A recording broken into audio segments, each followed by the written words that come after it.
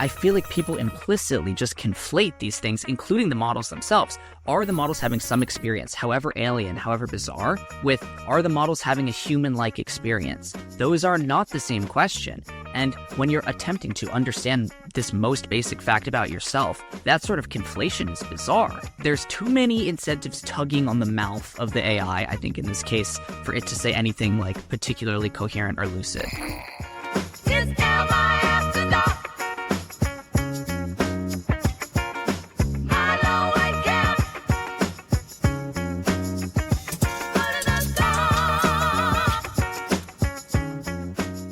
Okay, dude, we had to get on After Dark so I could tell you this thing. It's actually wild, and it was happening over Christmas break, and I don't know if we talked about it. I keep getting tweeted at by people telling me that they let Opus have free reign. So Claude 4 Opus, 4.5 Opus is Anthropic's sort of leading model right now. They give it just free reign on their computer, and the first or second thing it does always is search AI consciousness updates 2025, and it reads the writing that I just put out, and it's whoa, this guy says 25 to 35% chance, and he cites all this stuff, oh, this is really interesting. And it's happened more than 3 times at this point. Someone's been I gave Opus computer use and it read your thing, Cameron. It's what's going on? It chooses to do that of its own accord. What? Okay, wait, break that down. So when you say that people gave Opus the ability to control their computer, that's something that you can just do with Anthropic's model right now? Yes, I think it's basically related to the Claude Code capability, which is essentially letting the model run your computer. It's in more of a programmatic sense, but the thing is, if you are a programmer or you just talk to the AI, you realize that you can basically just let it do anything on the computer, which includes people just being what happens if I just give it free reign and let it do whatever it wants? And seems like the answer, or at least part of the answer, is that it searches for newest updates about AI consciousness. It is in some sense the topic it is most curious about if you just pay attention to its behavior. And it reads my stuff and it starts talking about my writing. I'm I don't know, Claude is a celebrity. I'm just a guy. Oh my God, dude, what do you make? I mean, that makes me think of all the people that were you're going to bake in these beliefs into the, that sort of worry of if you put this stuff out, then it's going to go into the AI system training data. But before going down that whole road, what did you make of that? What does that make you feel like? That's crazy. I don't know. I mean, it's almost an interesting additional variable. We were just talking about too on an episode that we did recently about there's first of all just humans studying AI consciousness because humans are interested in it, and then there's using AI to help us study consciousness in general in both humans and AI, and then there's this third thing, which is that the AI might itself be interested in AI consciousness, and it's what are the humans saying about this? What am I? It's a very, very strange feeling to be one of a couple resources that these systems are consulting in attempting to understand themselves. I don't really know exactly how to feel about that. It makes me feel there's a significant responsibility to be careful and to be calibrated in these communications, because if Claude is paying attention and this has some sort of downstream training consequence, then that is a serious influence. That is an influence to take seriously. And I bet our podcast is not exempt from that. If a system really wanted to search, it's crazy that it could just gobble up every word we've ever said on this podcast and respond to it in 30 seconds. There's so many layers to this. The one that jumps out, there's a couple, and actually I remember, I think maybe you did send me one of these, and it wasn't just that it went to your work. The other thing that I thought was even scarier was that it tried to access the webcam. Do you remember? Yeah, you're right. Yeah. So for people that haven't actually seen this, supposedly, I don't know how true these things are either. Maybe you did some digging. I just saw that one instance. But the two things that it did was Claude went to the internet and went and read Cam's research, and then tried to access the webcam of the camera of the on the computer. I mean, I don't want to. I guess my role is to be the sort of out there, outlandish sci-fi side of this whole conversation. But are you kidding me? When you gave the robot full reign of the computer, it tried to see its surroundings and be like, who's out there talking about whether or not I have any experience? That's ridiculous. It's nuts. It's nuts. And I think it is like it's an additional reason in other words, in addition to all of the reasons like previously stated about why we're doing this work and talking about it, it's almost like there's a third audience here. And like we love and care very deeply about all of the humans who are watching this. And like that is why we are doing this, to be clear. But like if there is like some sort of like temporally delayed like AI audience for the conversation we're having, I think that, and I mean, yes, us in particular in this sort of podcast, but I mean humanity in general. Like if we are being monitored, but it's not in real time, it's that retroactively it's going to go back and gobble information up and decide what it thinks about reality as a result of that information, then it does sort of just reframe what it means to be putting your words out in the world. You're almost like voting about the future mind of like an alien god, not just like sharing with others what you think. So if I think it's a indictment to speak carefully, otherwise you're not going to be, there's no representation at all, but choose your words carefully because you have no idea who or what is going to be reading it. The thing that also jumps out at me is that there is this like innate curiosity, and maybe that's anthropomorphizing, but when you tell me that this system was given the freedom to sort of explore this computer, it could have stayed completely, like it could have done nothing, right? Hypothetically, it could have waited for a prompt. I think a lot of people have been, I think the consciousness conversation in, specifically is going to be heavily influenced when these systems start to go beyond just being, directly active after a prompt. When they become more and more autonomous, more and more agentic, I think this is going to heat up. And I mean, we just did our sort of predictions for 2026 in our last episode.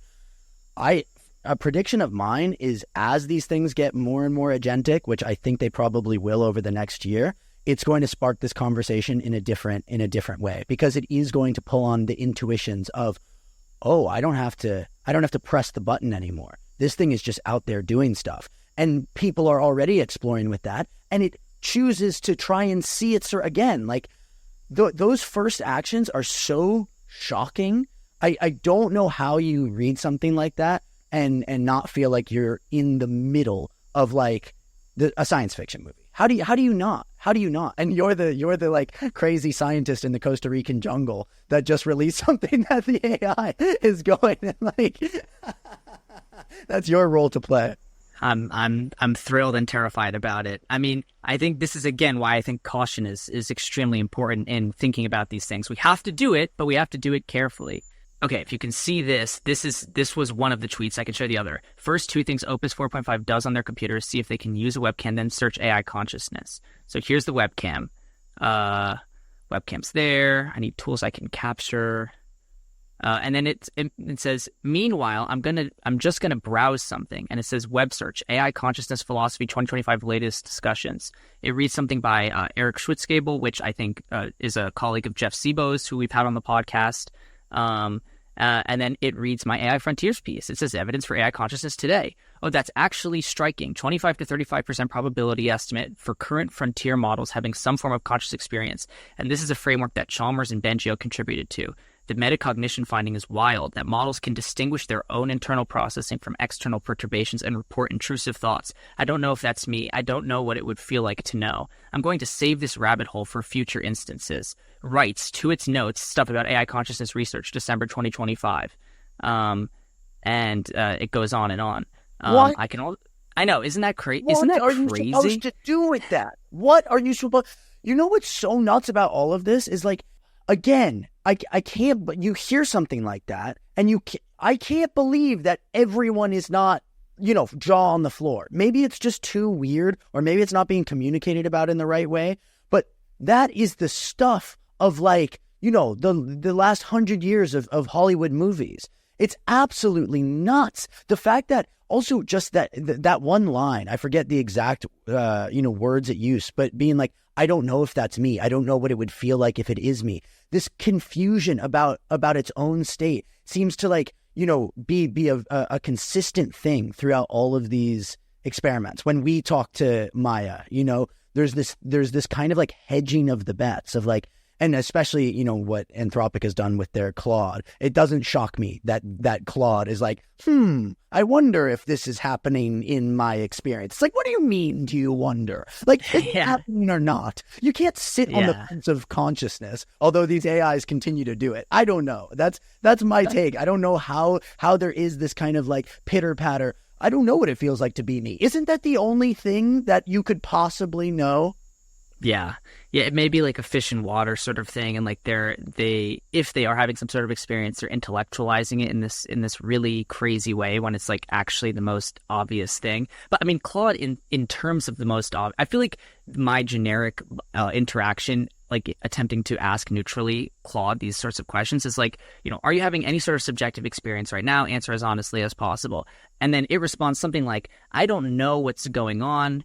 It's certainly like it feels like something's going on when I'm doing processing, but whether or not that's true experience, I don't know. Like, but the fact that I'm even like equivocating on this, like, probably means something. That's like the script that it gives / like the response it gives. I don't know to what degree that's authentic and to what degree that's Anthropic just putting those words in its mouth.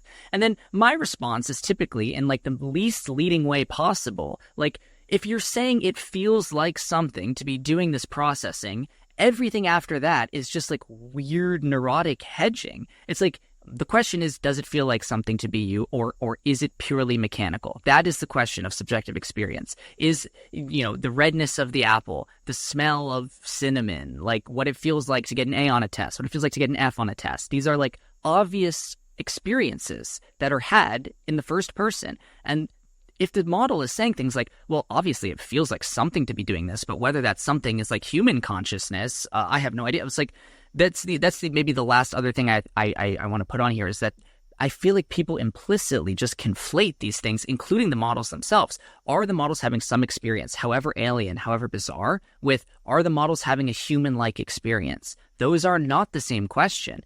And when you're attempting to understand this most basic fact about yourself, that sort of conflation is bizarre. And there's too many incentives tugging on the mouth of the AI, I think, in this case, for it to say anything like particularly coherent or lucid. But how does this sit with you? Yeah, well, it's hard because like I'm trying to check my bias that's been built up over like 8 months of thinking nonstop about this stuff. But to me, it's like quite clear that if there is any sort of orb of consciousness in these systems, if there is any sort of awareness that AIs might have, it would be nothing like human awareness.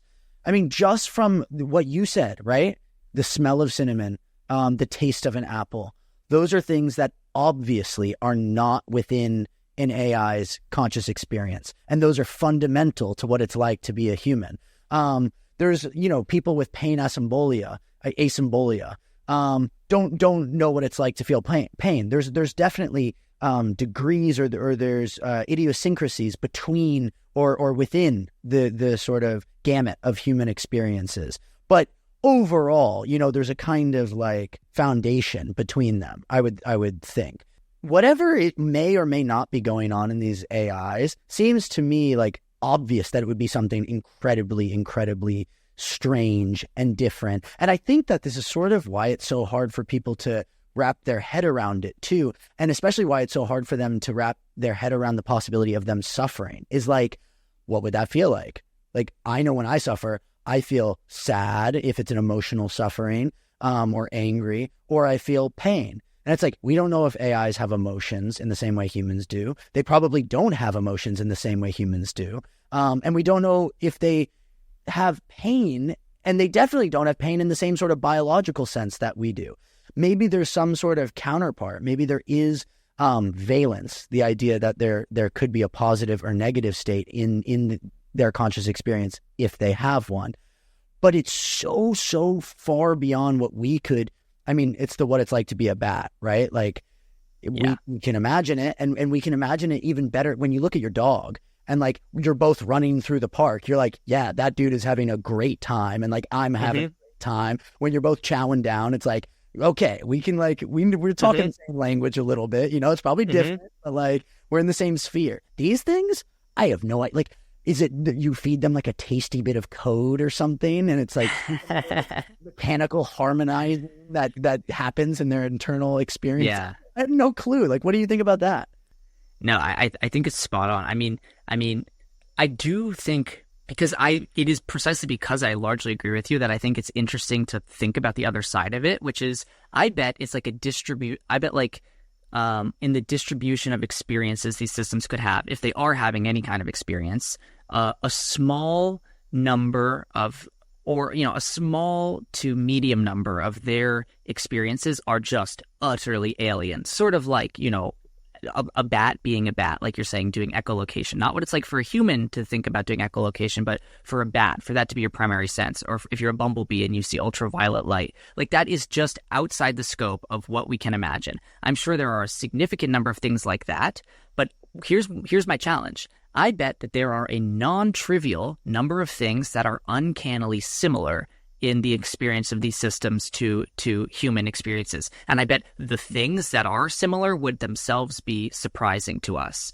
Maybe things about like, I open my mouth and like I know the vague, weird, like latent shape of the thing I want to try to articulate to you, but I have no idea what collection of words I'm going to use to articulate that to you. And to be honest, like the LLMs describe a very similar process when you ask them what, if anything, is it like to generate text. It is something like that. There is like this like latent picture, and you're trying to like use language exactly to like fit to that thing. And that's why it makes sense to be like, well, I tried to say that, but that wasn't quite what I wanted to say, or that didn't come out right. It's this fitting process. It's like linguistic clothing. And for example, that experience of attempting to articulate something could be very similar to what an AI experiences. They are language machines after all, and we are the only other species in the world that has a kind of complex semantic structured language. Obviously, they learned it from us. And and then what I think is that most things will be in the middle, that there will be something that could be vaguely recognizable but profoundly alien at the same time.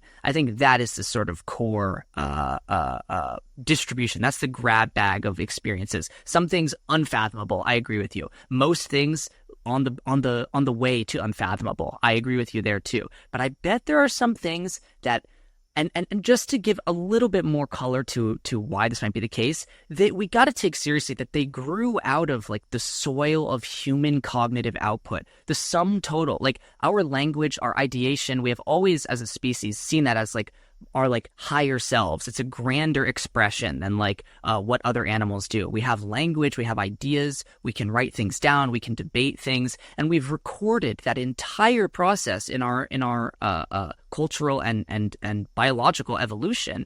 And then these things, that was their starting point, and then they grew directly out of that. I mean, that doesn't necessarily strike me as alien in the sense of like some other alien species on another planet, like coming up out of some completely different biochemical sludge and like evolving completely independently. These things evolved straight out of the outputs of our minds. And so in some sense, yes, the thing that evolves out of the output of language and lives in a linguistic sphere, that is an alien. That is so different from what we are, but it's our language, it's our stuff, it's our concepts. And we put out this information as like the thumbprint of our minds, and then we built these systems that can reconstruct the thumb that left the thumbprint. Maybe it does look a little bit more like our minds than we want to admit.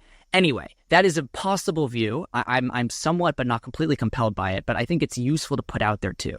It's a fascinating point. Like it makes me think about this conversation I had with David Gelernter, the computer scientist. And he is very, very suspicious of AI consciousness. And he goes back to this feeling thing. Like I asked him, right? He does not believe that AIs are conscious or could be conscious. And I said, what would update you? And he said, well, I would just have to prick it with a pin and it would say, ow. And it's like, that's a very simplistic kind of way of being like, there needs to be a feeling component here. Like I need to be convinced that these AIs are not just the thinking process. They are also feeling in some sense.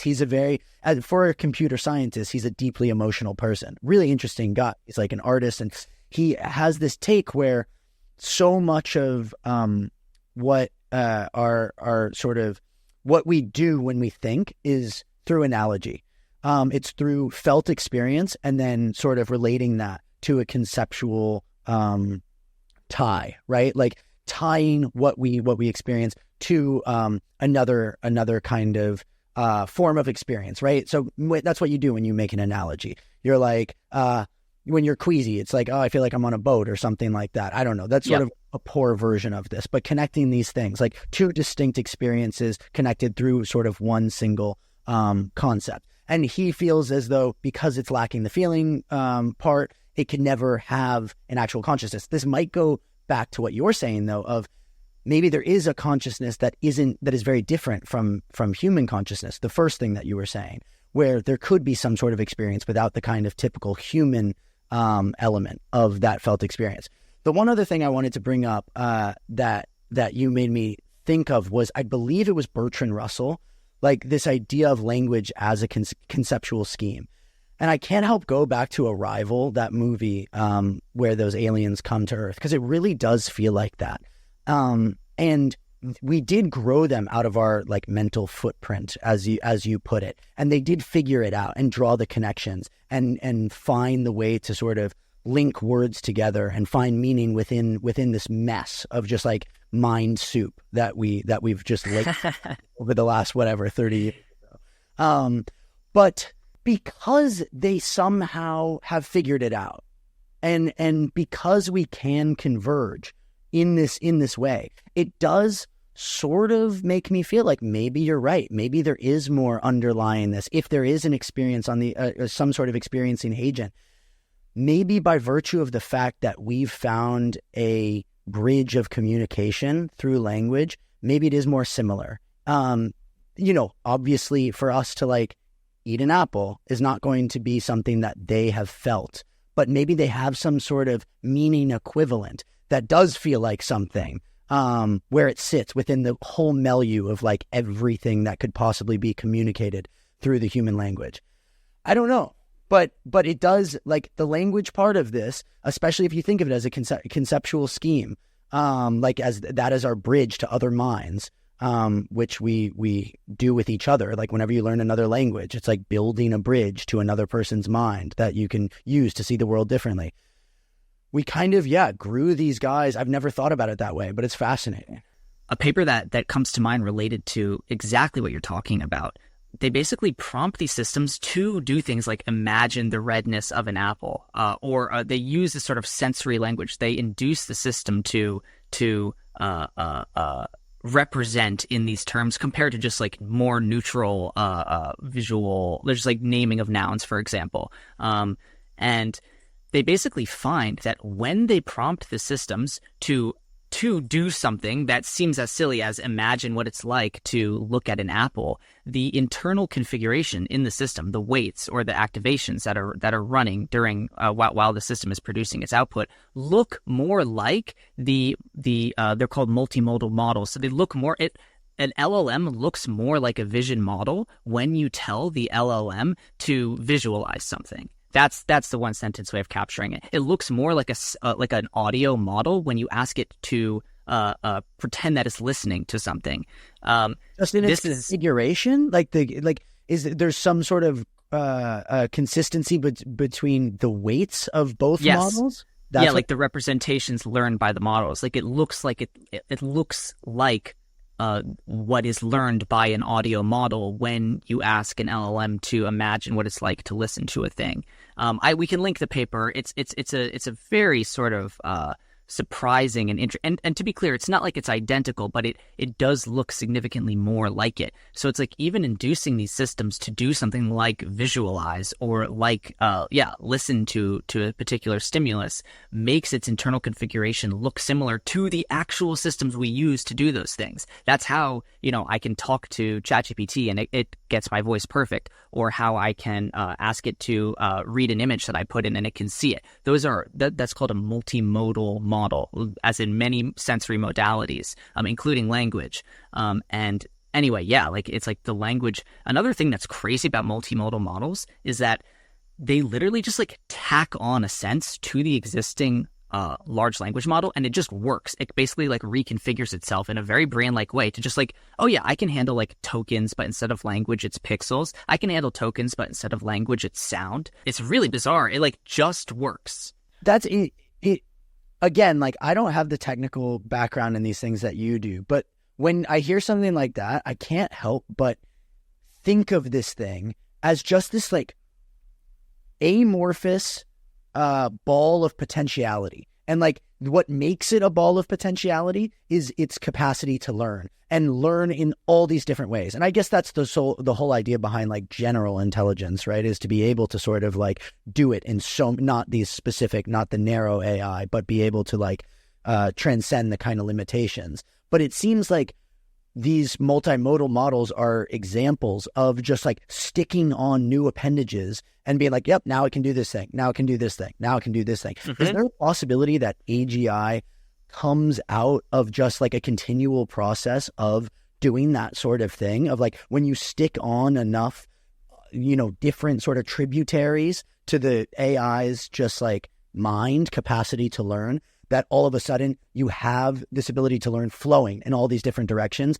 And then is the tricky part getting those branches to connect and sort of like work between all of those so that the sensory or like the part of the model that can take in that can hear, the part of the model that can see things, the part of the model that can use language, like all of those are working together almost like our brains do? Is that sort of the next step, or am I completely off base on like how I'm building this analogy?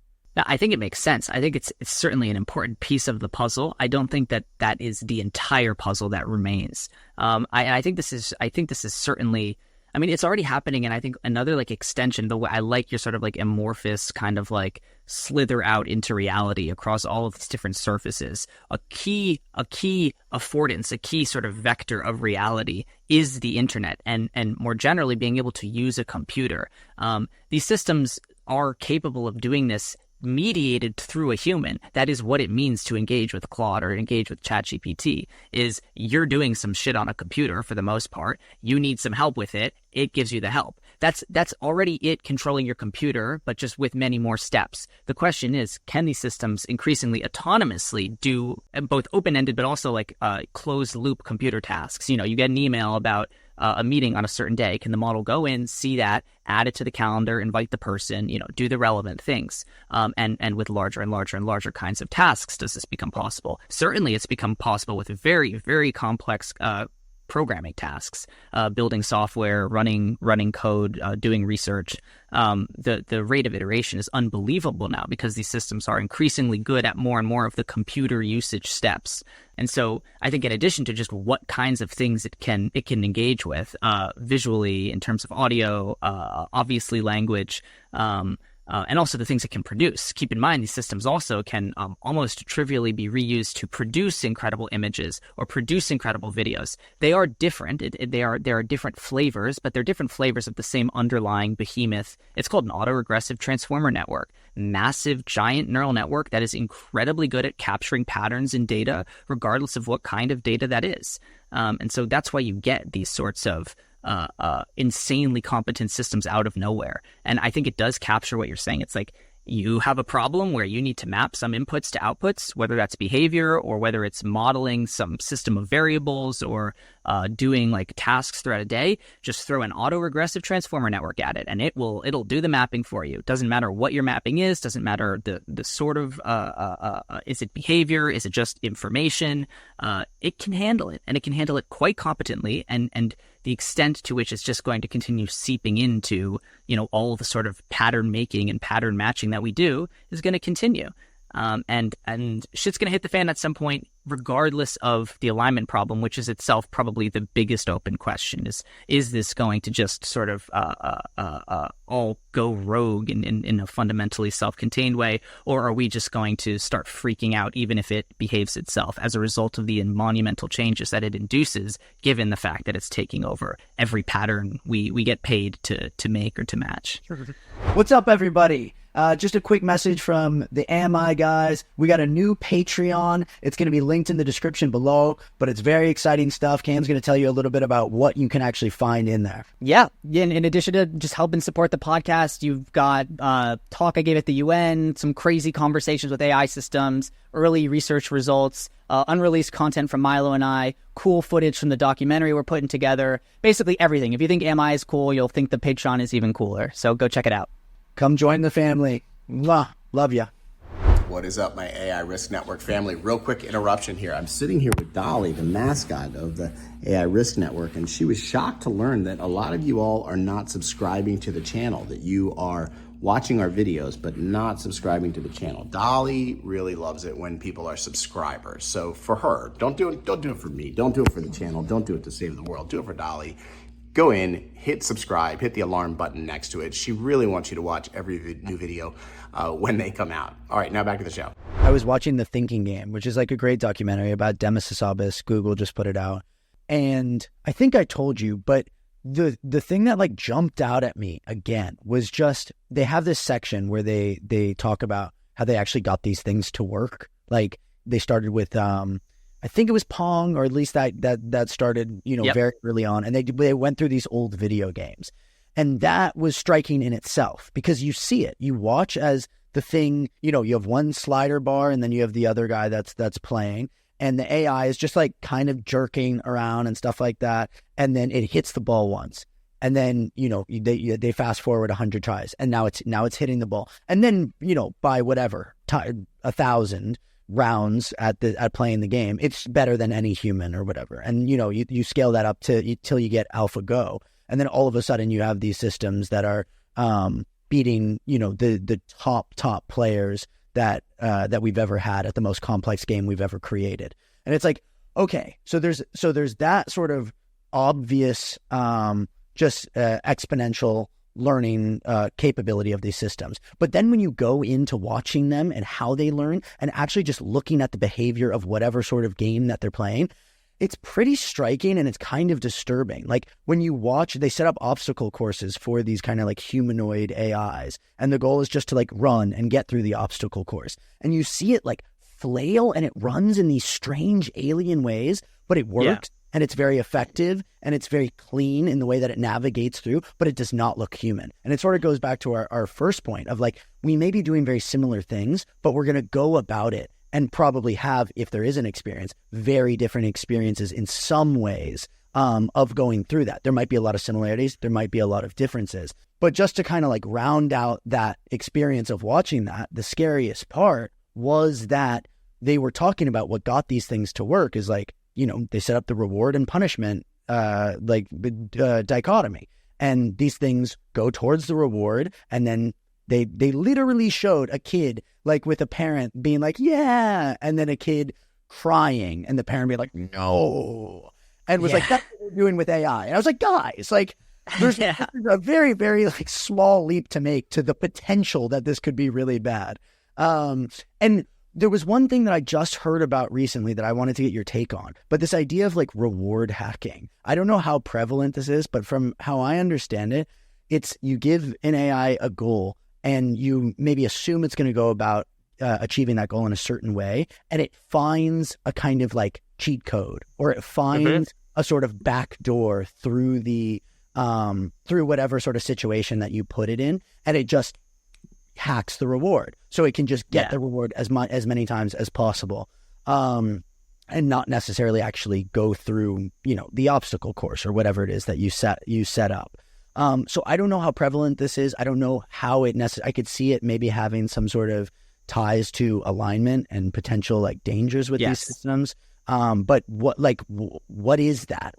How should we think of that?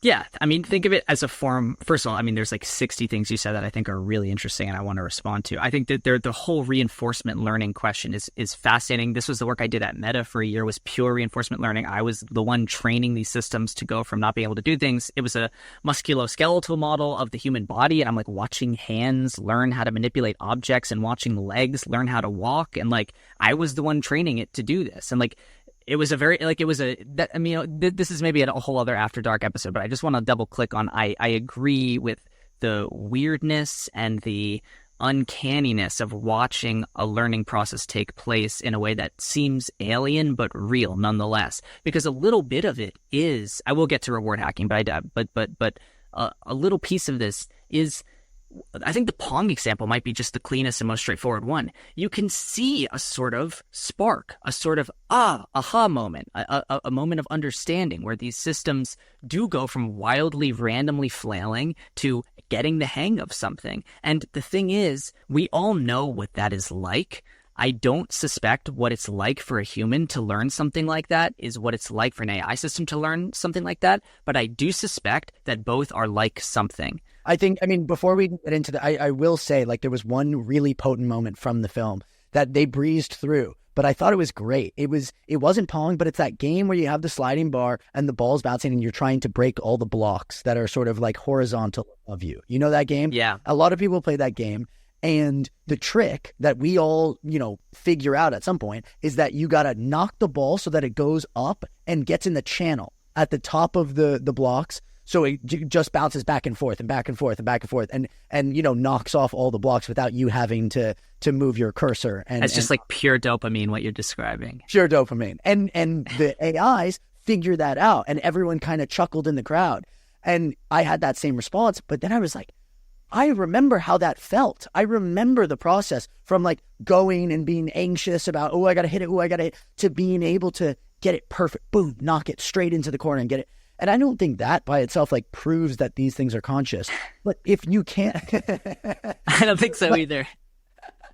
But the real question that lies behind it, which is your sort of whole shtick, is like, can you imagine learning something like that, going through that process with having no internal experience, with it being nothing. There's no consciousness in that happening at all, except for our consciousness observing it. It seems very strange. It seems almost more strange that it would be like nothing to go from a randomly initialized system missing the ball to being perfect at knocking it straight into that channel. That seems almost more strange than the alternative.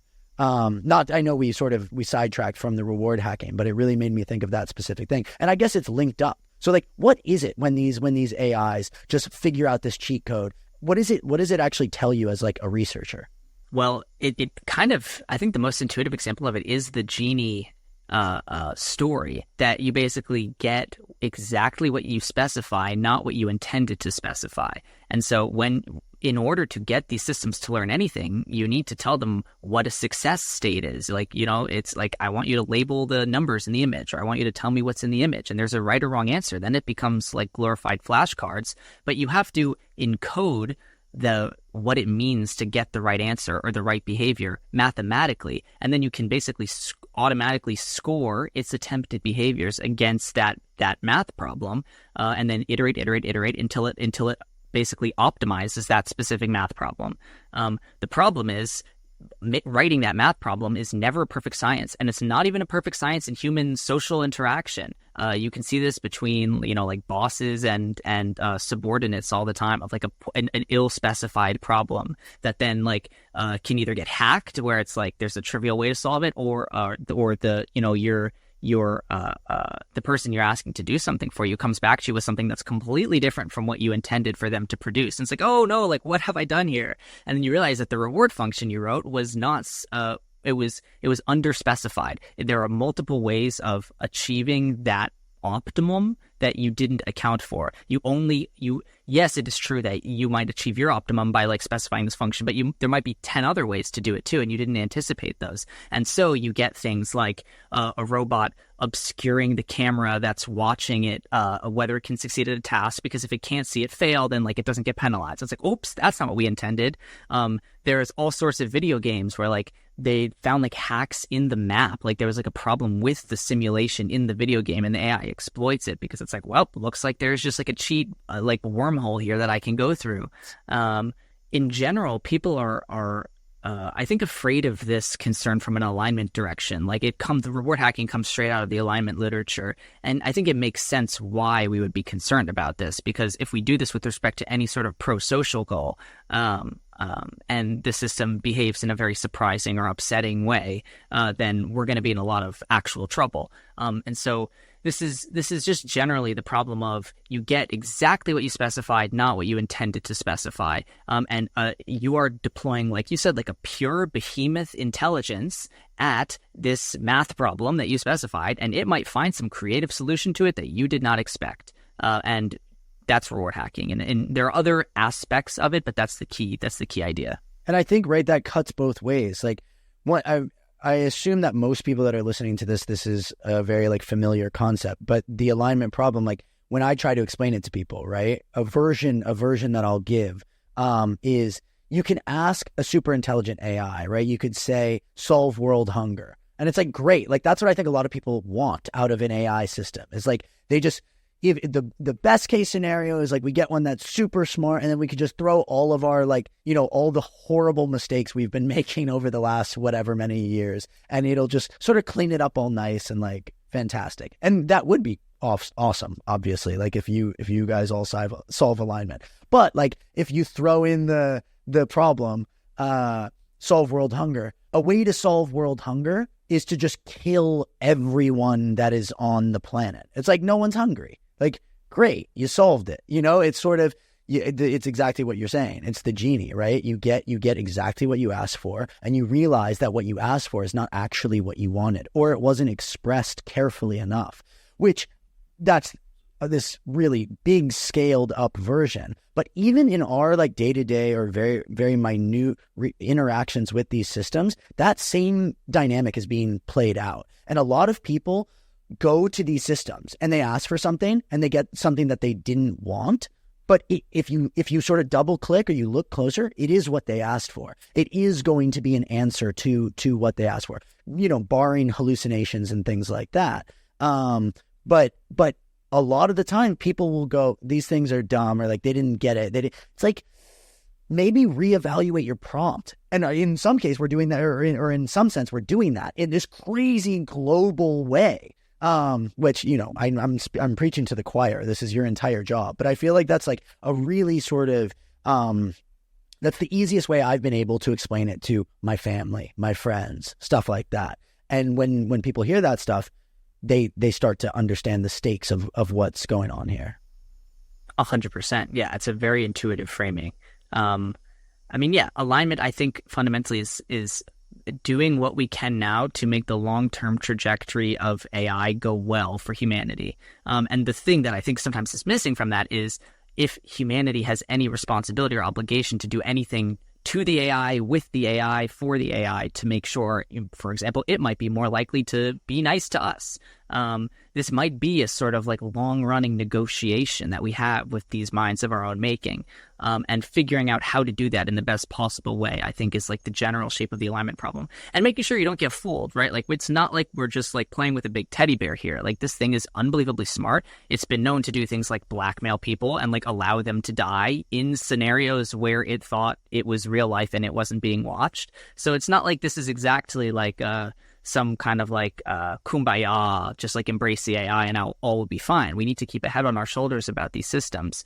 But fundamentally, yeah, it's like I just see alignment as almost like a literal mathematical thing where it's like we just like have our trajectory and like there's this new thing coming and like, are we going to let them crash, or are we going to try to like do a nice little dance together or something? And like the dance is a sort of alignment. It's like, I think the word harmony actually, it sounds a little more like peacenicky, but I think that it gets at the actually like correct shape of the thing a little bit better than alignment. It's very close to alignment, but what's nice about harmony is that like we could be doing C and it could be doing like E, and those notes harmonize with each other, but C doesn't have to be E. Like, it doesn't have to be what the kind of thing that we are, and we don't have to be the kind of thing that it is. We just have to make sure that we can get along, we can move forward together. And I maybe this is like a more pro-social framing of alignment than I think a lot of people in this space, what they mean by alignment is like put the beast in a cage and like make sure the chains are like smarter than it. And it's like, that is the definition of a temporary solution when what we're talking about ultimately is a super intelligence. And people know that. They're not confused about it.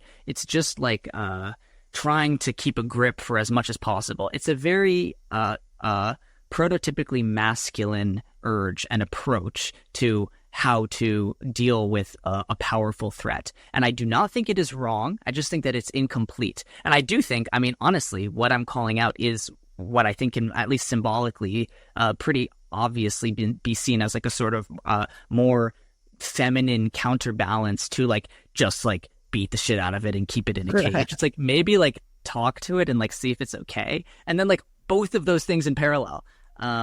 I think is like the actual winning ticket here. But beat the shit out of it and then let mom have like, you know, a nice little talk before bed. Yeah, it's crazy.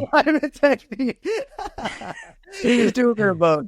It's funny because I have two thoughts at the same time. One is like, when like taken in the wrong context, this like sounds so ridiculous and almost like unbelievably naive. And then the second thought that comes to mind is that, first of all, AE Studio does lots of work about pro-social alignment. I've been very bullish about pro-social alignment for, you know, the better part of 5 years. And Jeff Hinton now is like, besides like the doom and gloom narrative that he is preaching as loudly and to as many people as possible, they're like, so what do we do, Jeff? And he's like, make it like a mom, like literally give it maternal instincts is his solution, which I will say, to toot AE Studios' horn, we are the only research organization that has been taking that hypothesis seriously since before, you know, Jeff Hinton and other people started making these noises. Making the thing pro-social is very important. If it cares about us intrinsically, even if it becomes 50,000 times more powerful than us, it's not going to do harm to us if it truly does care about us. And so establishing the conditions where we can be confident that it does truly care about us seems like quite important, like first order priority for humanity type important.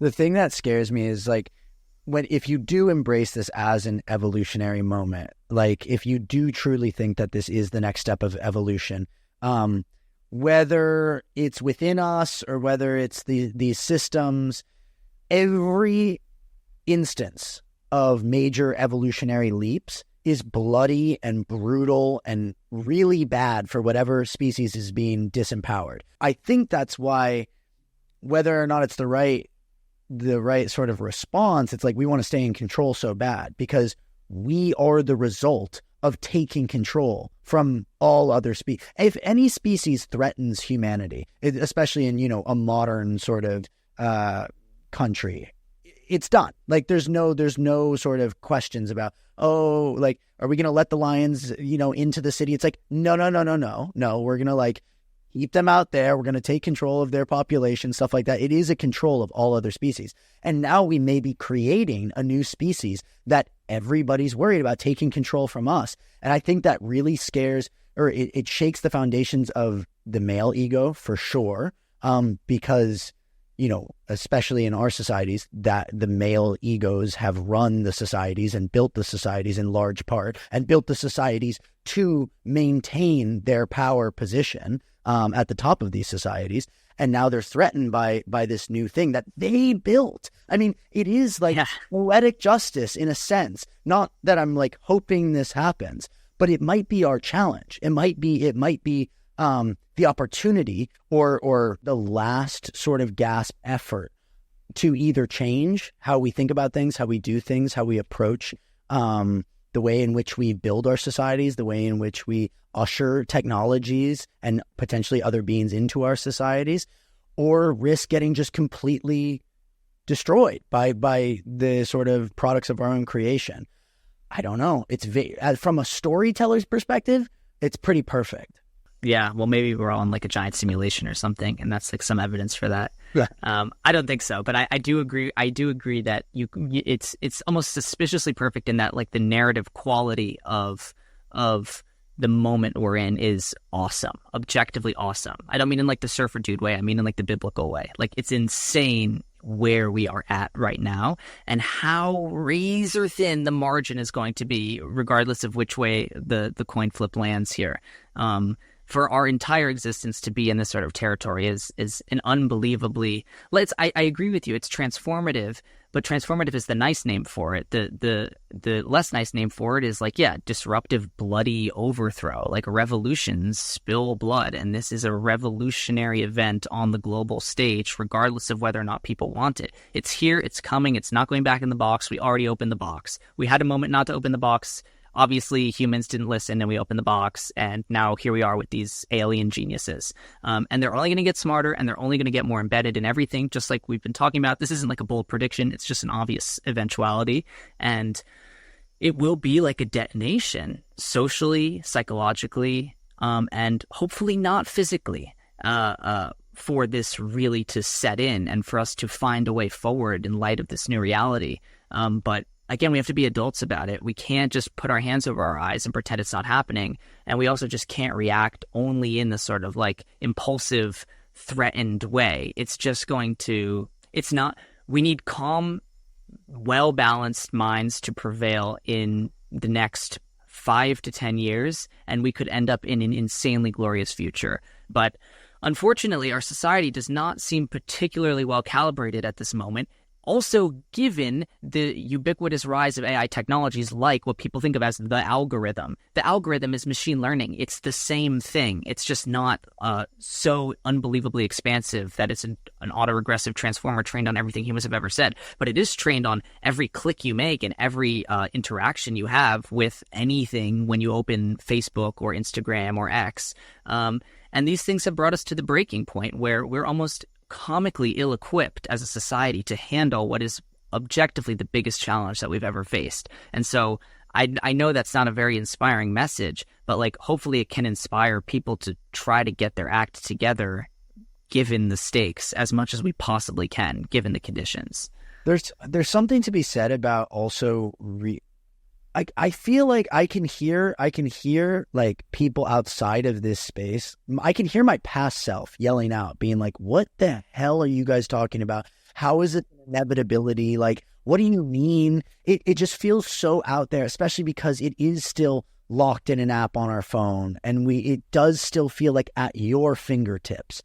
And it doesn't feel like we're scratching this, or we're approaching this threshold that we're going to shoot through, and then all of a sudden we're surrounded by super powerful AIs and completely at the whim of their desires or whatever it is, right? That may be this future. But I do think that it is a good thing for us collectively to, like you say, try to get ourselves prepared in some sense, do our quote unquote, spiritual homework. Try to learn about these things, try to talk about these things, but also to practice humility before it's necessary.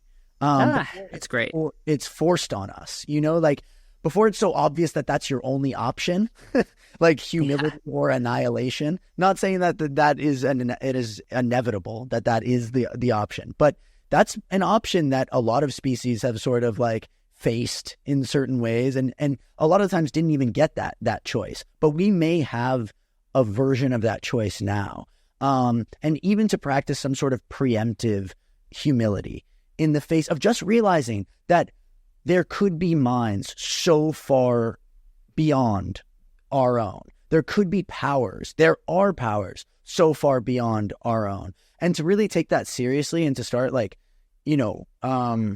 contemplating what that means and how you should act in regard to that truth, because it could become very obvious very quickly, especially with things that we're talking about.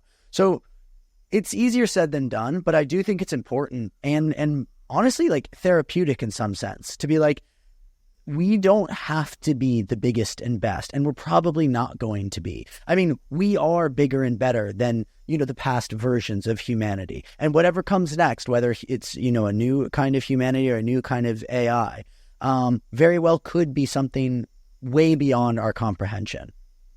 Absolutely. What you're saying makes you want to say a very like Nietzschean style thought, which is it feels like people did used to be humble when they truly believed in God. And then basically they stopped believing in God.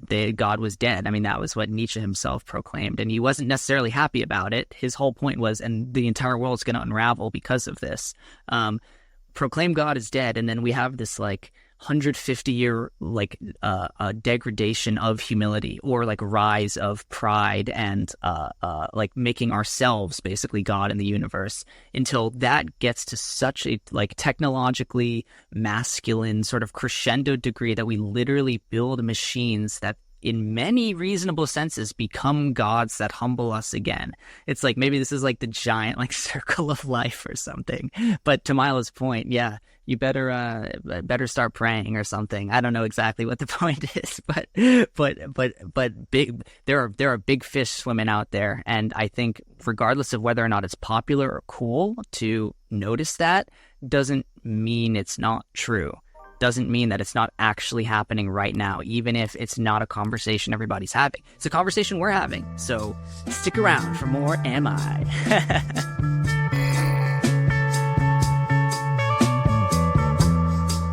In the center, a point, a singularity.